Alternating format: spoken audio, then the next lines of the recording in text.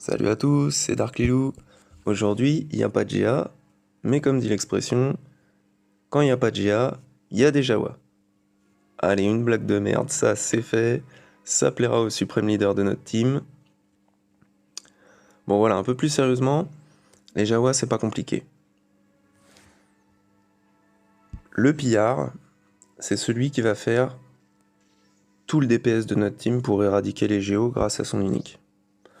En fait, son unique dit que chaque ennemi qui attaquera hors de son tour a 80% de chance de choper 2 détonateurs. Mais la deuxième partie de cette unique, elle est tout aussi importante, c'est à chaque fois que le pillard Jawa inflige un coup critique, il obtient le camouflage pendant 3 tours. Ça, c'est très important. Donc, s'il est camouflé, les géos ne peuvent pas le focus. Ils vont être obligés de focus les autres Jawa. Et plus ils taperont hors de leur tour, plus le nombre de détonateurs va monter, et vraiment très vite et vraiment très haut. Ce qui fait que on veut que le pillard Jawa fasse un coup critique. Donc, pour les modes, sur le triangle, on met un chance de coup critique. Jusque-là, c'est pas trop compliqué. Ensuite, l'ingénieur Jawa, c'est le seul qui doit avoir un petit peu de speed. Moi, le mien, il est à 234. Parce qu'en fait, dès le début, quand il va partir, faut faire recalibrage. Recalibrage, ça va donner un bonus de chance de coup critique, donc ce qui est important pour notre pillard, et la jauge des Jawa alliés va se remplir de 45%. Ce qui fait que même si votre pillard n'est pas rapide, sa jauge de tour va tellement se remplir qu'il va jouer. Donc ça c'est très important, c'est le seul qui doit être un petit peu speed. Ensuite, celui qui doit être dans l'emplacement chef, c'est Nebit. Ça c'est important aussi parce que sa capacité de leader, c'est un bonus de chance de coup critique. Donc ça, c'est encore très important pour notre petit pillard Jawa. Donc le déroulement du combat, c'est qu'on a Nebit dans l'emplacement de chef, l'ingénieur Jawa qui va partir, faire son recalibrage, il crie Nina!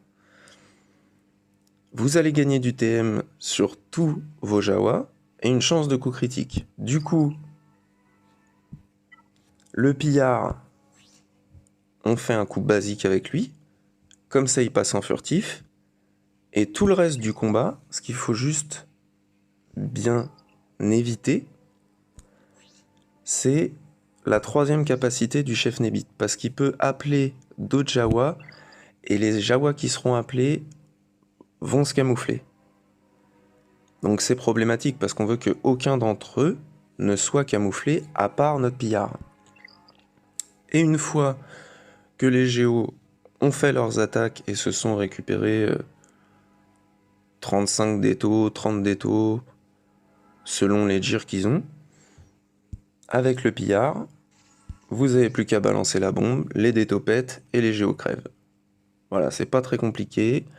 Après, pour les modes, comme je disais, à part sur le pillard Jawa, qui doit avoir du chance de coup critique sur le triangle, et sur l'ingénieur Jawa, qui doit avoir un peu de speed, le reste, c'est que des modes santé, défense, protection, tout ce que vous pouvez leur mettre qui leur permettra d'encaisser au maximum, ce sera parfait.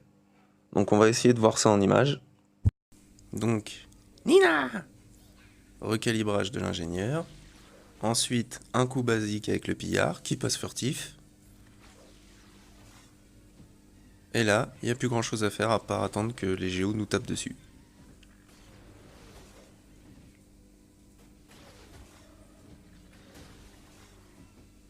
Voilà, c'est le principe du combat, on fait rien. Et ensuite, un petit Houdini dans leur gueule, et c'est terminé. C'est magnifique comme composition, j'adore cette team. Allez, je vous laisse, amusez-vous bien.